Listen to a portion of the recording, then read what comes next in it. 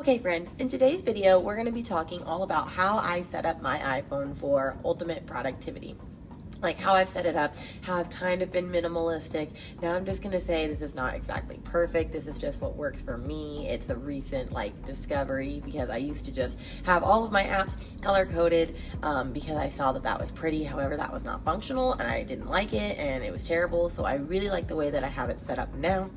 And so I'm just going to walk through what's on my iPhone, where everything is stored, how I take care of it, and then hopefully that will help you either declutter your iPhone or help you make your phone work to match your needs.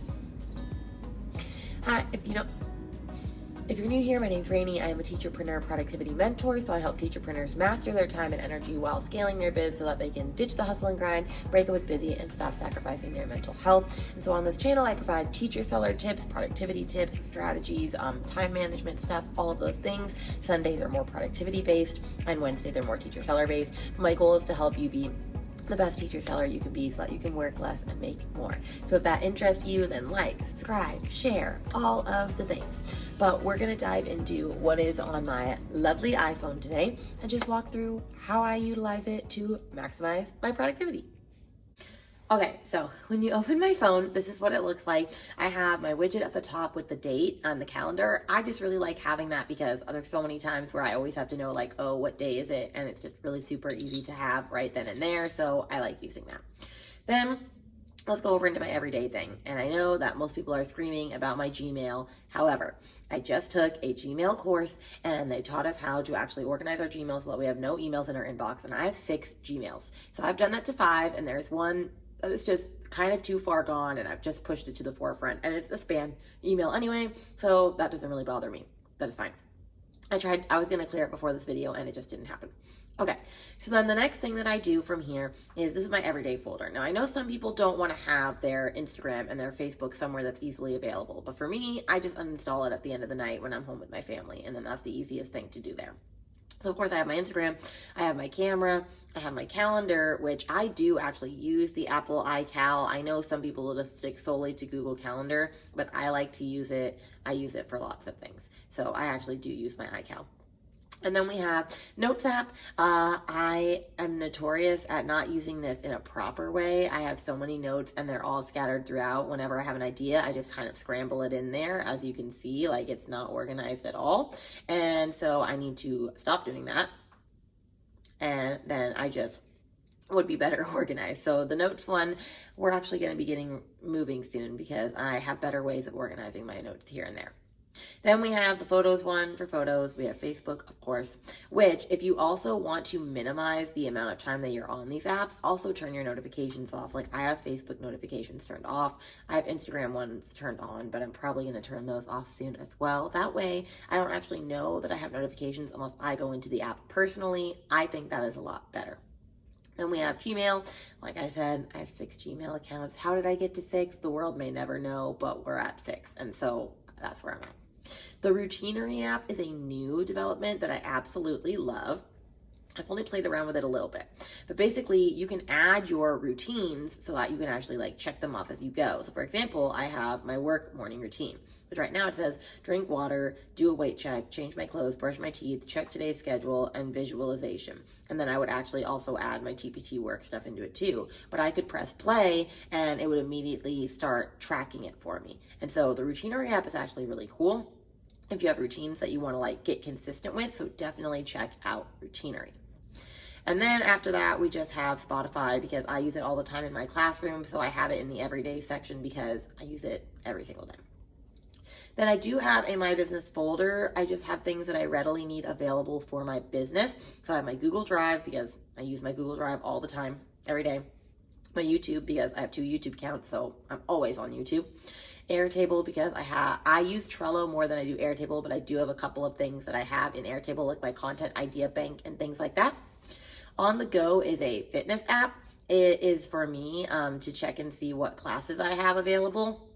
And so for circus, because I teach circus as well, and so that lets me know what class I'm teaching and who's in my class. So I use that all the time. YouTube Studio, if you have a YouTube channel, then you use YouTube Studio all the time to check your analytics and your data and all of that sort of stuff. Pinterest, because I pin stuff. Milkshake is actually a really cool app. which apparently I'm not signed in. Milkshake is a really cool app that I am actually not logged into at the moment because my phone decided when I had to, it died a week ago, and so I haven't logged back into everything I need to yet, so I'll just show it on here. But Milkshake is basically this way that you can create your own like link in bio thing, and there's tons of different setups and designs, and so this is what I currently have when you click on the link in my bio, and so that is what Milkshake does. And then we have TPT, which of course, if you use this app all of the time, or if you don't, it's pretty great because it lets you know when you've sold stuff, and it lets you know what your last sale is. And I only have 12:40 so far, but the day is young. I mean, it's 7 in the morning when I'm recording this, so not too shabby. And then Kajabi. I don't actually have Kajabi, but I use the online Kajabi one to listen to videos in the car from courses that I'm working through if I have time to do so. And then this is where all the magic stuff happens. I have a bunch of shortcuts for Trello boards and Airtable boards that I use all of the time. And so I'm going to teach you how to make a shortcut in a minute, but for now I'm just going to show you what these shortcuts do. My content idea bank. I click on this and it automatically takes me to my content idea bank. And so if I have an idea for a piece of content, I would brainstorm it out. So let's pretend my idea is how to declutter my iPhone. Oh, let's spell that right. Okay, so we would say how to declutter my iPhone. And then we would pick a platform, and it could be, it's going to be a blog. And then the pillar is going to be productivity. And then notes, minimalism. If I could actually type. Minimalism tips. So then I'll press submit, and it goes in there. Where does it go? It goes into Airtable. So I go into my Airtable. I have a lot of ones. I go into my idea bank. And it's right there. How to declutter my iPhone. The thing that we literally just typed out is right there. And so I absolutely love using this content idea bank hack because it is super helpful and allows me to store all of my content ideas in one centralized location. As soon as I have an idea, I just open this up, fill out the form, and we're on our way. Then another thing that I like to do is use TPT ideas. So this is my Trello board with all of my many TPT ideas, and I get many, many, many ideas. I have my quarter 1, 2, 3, and 4 projects, and then each month when I have new ideas, I will put them here. And if I'm pulling from inspiration, I will also put a picture as well, and I have blog post ideas as well and YouTube ideas. So I use this all the time. Like for example, oh yeah, I sold something while I'm like on the screen recording. For example, I'm about to make a Halloween book bundle and I wrote down all of the books that could possibly be in it. And so I have that to start to work on. So if you don't have an idea bank, you should definitely do that, but I like having it on my screen. Then we have Google Keep. I just thought of this idea the other day because I saw someone using Google Keep in this way and it was pretty brilliant. So you know how you take a million screenshots every day of stuff and you never end up looking at it again. You're going to be looking at it again. So all you would do, which won't actually let me add photos while I'm screen recording. What you actually do is you create your different notes. So we could make one for TPT, you could make one for content ideas, all of those things. And then you just go in, and I'll show you how to do it. You would just click add and then choose image and choose the image you want to store there. And then you can delete it off your phone and it'll stay in here. So this is just an example of like a hodgepodge of ones that I did so that you could see. But that way you have all these different like banks in your Google Keep of like, oh, these are content ideas that I wanted to look at. And these are like TPT images that I need for later and blog images and all that stuff. And it doesn't have to stay stored on your phone. It can stay stored in Google Keep. So I love Google Keep for that reason. Then we have my to-do list. So this is my actual to-do board with all of the stuff that I need to do. And this is where I don't panic about it because I have a grader 3 that we'll get to in a minute, but that is where I keep literally everything. And I made a widget of it so that it is easy for me to not have to go into my notes anymore. But to make it even simpler, I have this little brain down here, and the brain creates a card. So let's say that I think of a to-do right now is to film iPhone video. I'm going to click done. It's going to immediately put it on my to-do board. So I go in here, to do, film iPhone video. Fabulous. And then I can label it later because if you saw, it had a bunch of labels in my Trello board and I can go back and label that at the end of the night. That is a game changer for sure. And then I have just my couple of Trello boards that I use all of the time. Like this is my Whimsically musical YouTube board. And so I can see at a glance, like what's coming up, what I need to film and where I need to do graphics and what's already been uploaded. It's the same for my Timely Teacherpreneur one. This is my content calendar, where I actually share all of my content. So Q1 at a glance, Q2, Q3, Q4, and I can actually go in and see exactly where everything is at. So for example, let's go to Q3 and let's do my YouTube video strategy, and I can look at all the videos that are coming up the pike, like how to set up your phone for productivity, decluttering, and minimalism. Perfect. Okay, and then I actually have the Trello app itself. And so that is all that is on the front page, and then I have my text, my phone, and my internet. The next page is my Grader 3. So I have a sticky notes widget, and I film. A Grader 3 is the 3 things that I need to get done today. And so 1 is film, the What's on My iPhone video.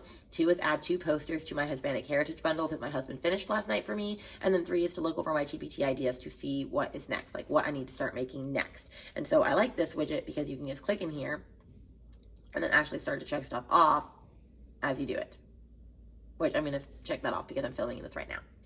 And then I have my connection folder. This is just like other ways of like people reaching me. So through Zoom, WhatsApp, my Yahoo Mail. Yes, I still have a Yahoo Mail account.